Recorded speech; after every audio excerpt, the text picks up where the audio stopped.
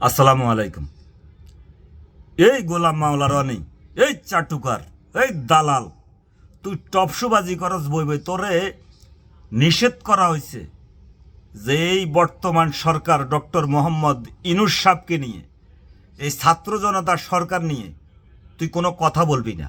তুই টপসুবাজি করস, সবাই খারাপ, শুধু তুই বালা, তুই ফিরোস্তা কেন?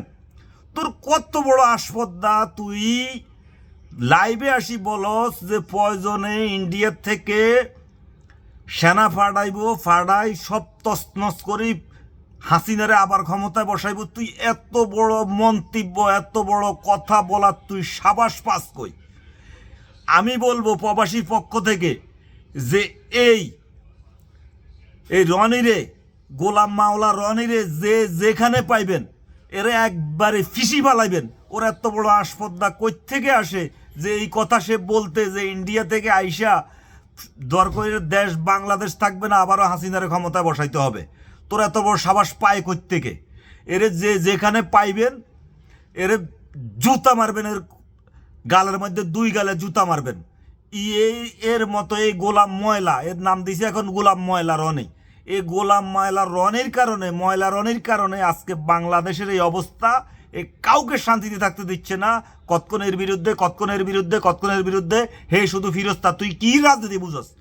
তুই ফেসবুকে স্ট্যাটাস দেস যে তুই সাংবাদিক ইলিয়াস তোরে নিয়ে একটা ভিডিও বানাইছে, তোর কুকর্ম ফাঁস করছে, তুই কস তারে চিনস না।